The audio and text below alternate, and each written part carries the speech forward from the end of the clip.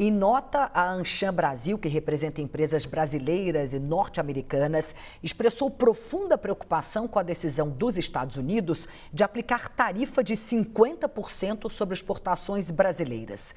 Segundo a entidade, a medida pode causar graves impactos em empregos, produção e investimentos.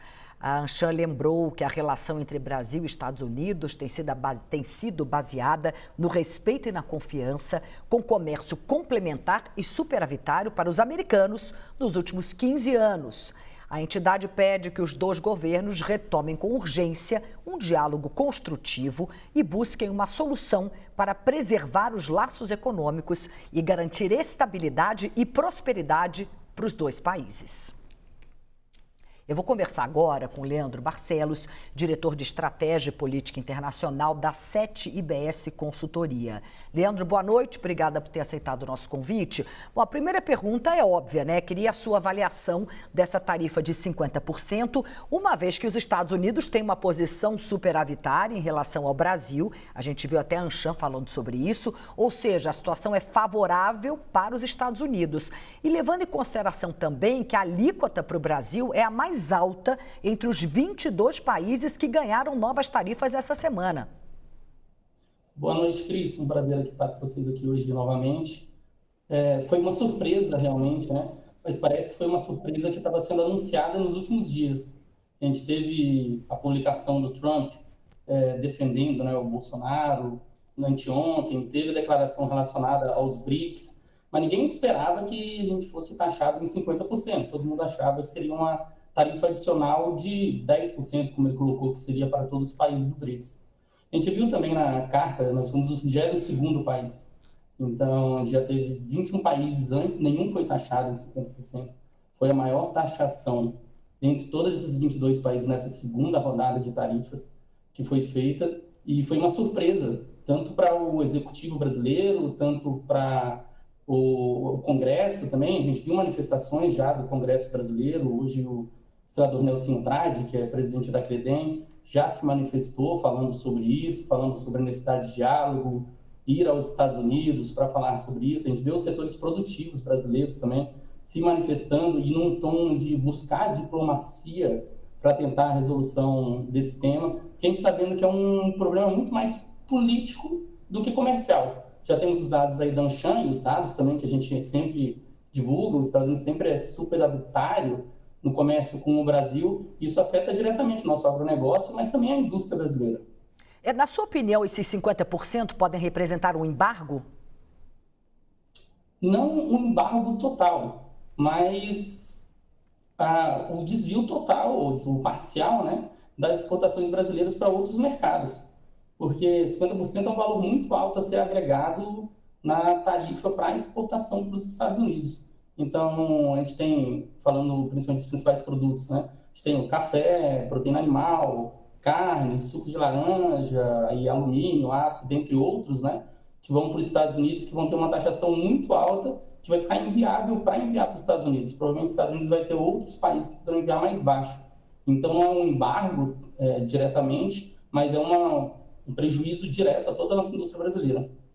Como você disse, não é só uma questão comercial, a carta de Donald Trump deixou isso muito claro. A carta entra muito no campo político-ideológico. Logo no começo ele já cita o ex-presidente Jair Bolsonaro. Na sua opinião, isso acaba dificultando futuras negociações? Agora a gente tem um cenário onde o próprio ex-presidente Bolsonaro possa articular internamente dentro do governo para ter uma declaração e talvez ser uma das pessoas que possa ajudar a diminuir essa tarifa. A gente vê que o Trump ele usa isso como uma forma de pressão também, né? Uma forma de pressão contra todos os países para que o país venha à mesa negociar. E ter citado Bolsonaro e também ter citado as censuras de plataformas americanas do STF foi uma jogada política para pressionar o governo brasileiro a entrar na mesa, a ir para a mesa. Eu queria exatamente puxar esse ponto com você. É um momento muito delicado do ponto de vista diplomático, uma vez que a carta, como você bem disse, questiona também o nosso sistema judiciário, mas é claro que a diplomacia tem que entrar em ação de qualquer jeito. Existe espaço para o Brasil negociar e reverter esse cenário? Cris, existe sim. A diplomacia brasileira sempre faz um bom trabalho nas negociações bilaterais ou multilaterais. Eu acho que ela vai ter um papel primordial agora para negociar a redução dessas tarifas. Hoje mesmo, o encarregado de negócios dos Estados Unidos, Gabriel Escobar, ele esteve no Itamaraty para falar com os diplomatas brasileiros sobre as declarações do Trump. Ele foi convocado lá para falar sobre isso. E o Itamaraty, né, o governo brasileiro, tem uma posição de mostrar para os Estados Unidos a soberania brasileira, a não interferência brasileira, dos americanos, dos Estados Unidos, nas políticas brasileiras, mas a gente vai precisar de muito mais do que isso. Eu acho que não vai ser uma retaliação direta, né? A gente vai esperar daqui a pouco que vai sair dessa reunião que está tendo entre o Lula e os 3 ministros, mas a gente vai precisar que a diplomacia realmente entre em campo. Quais os setores da nossa economia que podem ser mais afetados? Setores que vão ser afetados diretamente são os setores maiores exportadores, né, do agronegócio brasileiro que vão para os Estados Unidos. E a gente pode colocar em ordem café, suco de laranja, proteína animal, a gente fala de frango, de carne, e aí depois a gente entra na parte de minérios, ferro e aço. Então a gente pega esse é um grande percentual do que a gente exporta para os Estados Unidos, e na carta diz, né, independente do que foi dito antes ou o que tinha tarifa, que era o caso de aço e alumínio, tudo vai para 50%, independente do setor. Você pode repetir, então, o que você acha de fato que pode pegar mais dos setores? Os setores, todos os setores do agronegócio, que são grandes exportadores para os Estados Unidos, e aí vale citar café, suco de laranja, proteína animal, que é carne e frango, e depois da parte industrial, aço, alumínio e minérios em gerais. Então, todos esses setores, tanto da indústria quanto da parte do agronegócio, serão diretamente afetados, serão os maiores impactados. Maravilha, agora ficou bem claro. Vou passar para os nossos analistas. Vamos começar pela Júlia Lindner, lá em Brasília. Júlia, fica à vontade para a sua pergunta. Leandro, desde o início dessa guerra tarifária, e mesmo muito antes, o Brasil já vinha tentando diversificar as exportações. O quanto você acha que esse cenário de hoje pode influenciar para isso ser intensificado ainda mais? E qual o espaço que você vê para o Brasil buscar também ainda outros mercados ou as limitações e dependências em relação aos Estados Unidos? Perfeito, Júlia.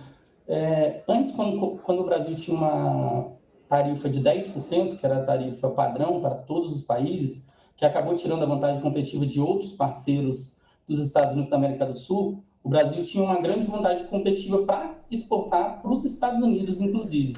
Com essa tarifa de 50%, e se ela realmente for aplicada a partir do dia 1º de agosto, o Brasil ele vai ter que começar a procurar outros mercados para escoar essa produção e esses produtos vão ficar mais caros para entrar nos Estados Unidos. O que é um limitante, porque a gente não sabe qual a capacidade dos outros países em comprar esses produtos que vão estar taxados brasileiros.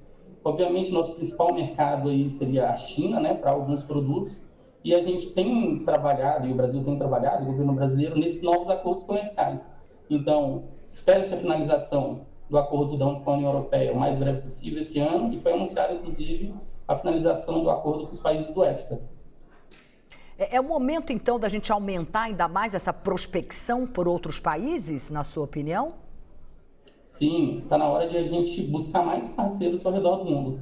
A gente tem, os Estados Unidos é o segundo maior parceiro, ele não vai deixar de ser um parceiro primordial para a indústria brasileira e para o agronegócio brasileiro, mas está na hora do Brasil abrir flancos de negociação com outros países também, assim como fez com a União Europeia e fez com a EFTA agora, voltar a negociar com o Canadá, com os países árabes e até países do sul da Ásia, para ter mais oportunidades de trade, de negócio, né, com tarifas reduzidas ou até zeradas.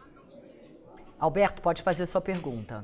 Leandro, dados da AmCham divulgados alguns dias atrás, eles já mostram queda significativa de algumas exportações brasileiras comparando maio desse ano com maio do ano passado. O café não torrado, a gente exporta café verde menos 32%, Equipamentos de engenharia, menos 30%. Celulose também já vinha sofrendo, menos 23%.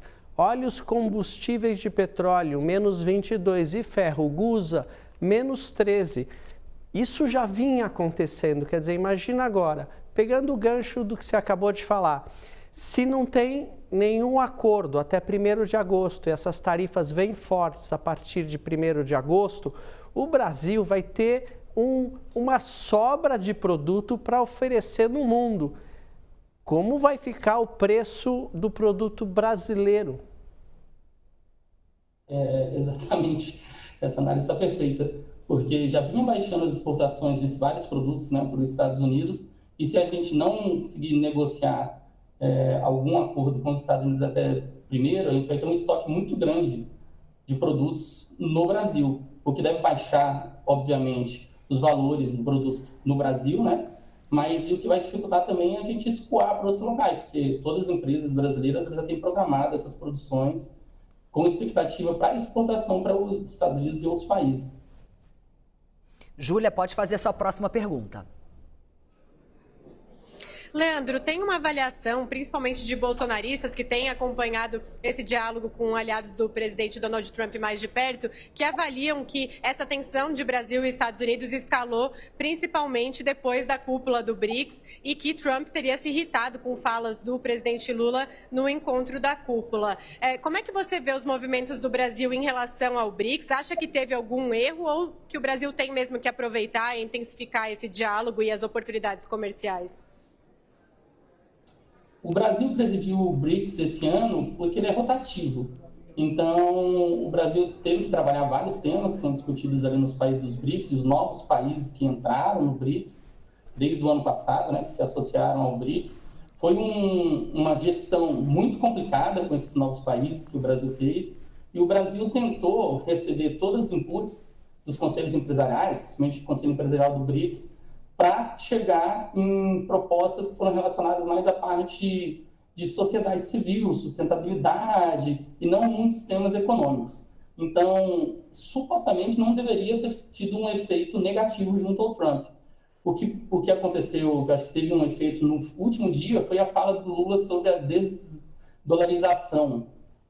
Isso não foi citado diretamente por os outros líderes que tiveram nas reuniões do BRICS aqui, mas o Lula colocou isso como um tema no último dia que causou certa irritação ao Donald Trump, o presidente Donald Trump, e foi aí que ele comentou sobre medidas que estão sendo feitas para prejudicar os Estados Unidos e seriam taxados todos os países do BRICS em 10%. Eu acho que o BRICS não foi o estopim para isso, mas ele teve trouxe um pouquinho de tensão nesses últimos dias também. Leandro, a gente viu o dólar já fechando em alta forte hoje, mesmo antes dessa taxação de 50%, o dólar futuro disparando. Se continuar assim, isso traz a volta da inflação, principalmente de alimentos? Sim, a tendência é que traga a volta da inflação para os alimentos também.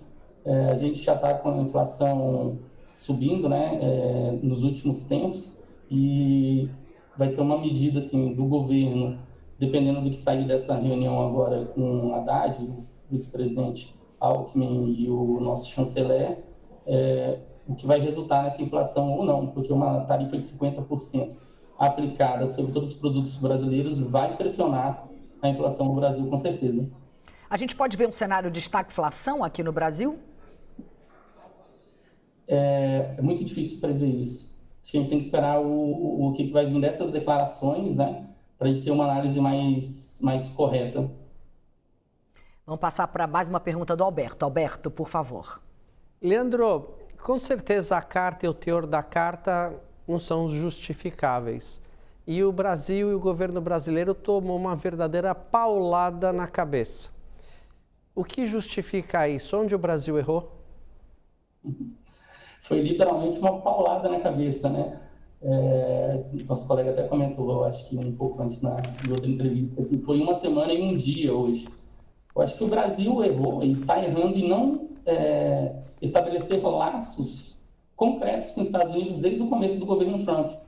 A gente vê que até hoje o Brasil não tem um novo embaixador, depois que a embaixadora dos Estados Unidos saiu. A gente tem um encarregado de negócios que responde pelos Estados Unidos no Brasil, não foi colocado um embaixador. Então a gente vê um embaixador. Então a gente vê a falta de priorização que os Estados Unidos deu para o Brasil e também que o Brasil deu nas relações com os Estados Unidos, nas reuniões de G20, outras reuniões também que o nosso presidente Lula teria a oportunidade de ter reuniões bilaterais ou de buscar melhorar os laços com os Estados Unidos, apesar das divergências entre os governos, isso não ocorreu. Então, acho que é uma relação que não foi construída no último ano, né? E que está tendo consequências agora também. Júlia, fica à vontade para a sua próxima.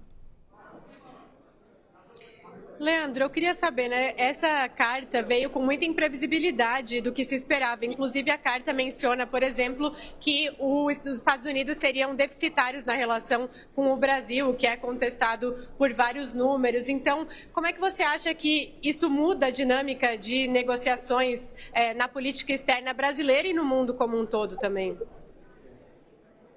A carta realmente ela veio com nenhum dado, né? Quase nenhum dado relacionado a comércio, literalmente. E eles falam que tem um déficit no Brasil, mas na realidade todos os outros números, né? Números da AmCham, que a gente apresentou hoje, e números também que o governo já apresentou, eles mostram que os Estados Unidos não é deficitário no comércio com o Brasil.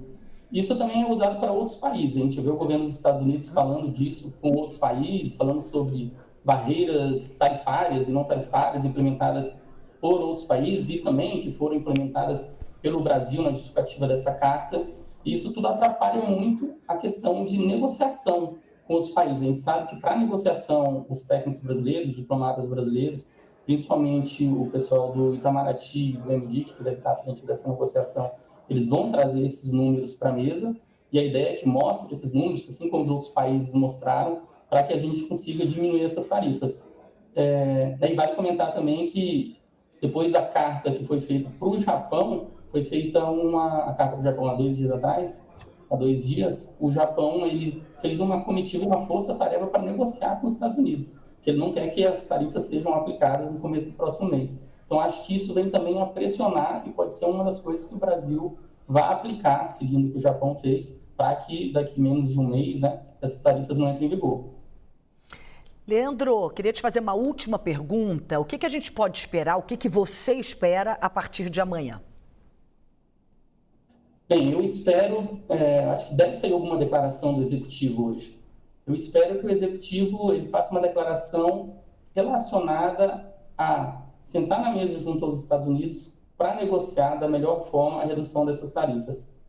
Eu não acho que o Executivo brasileiro vá retalhar em 50%, até porque na carta do Trump ele coloca, né, que se qualquer valor que o Brasil faça alguma retaliação, vai ser adicionado ao valor de 50%, então acho que não vai fazer isso. Já tem uma pressão muito grande dos setores produtivos, então a gente já viu as manifestações dos setores do agronegócio e da indústria também, então a busca vai ser realmente por uma negociação, uma parte de diplomacia com os Estados Unidos para buscar uma solução.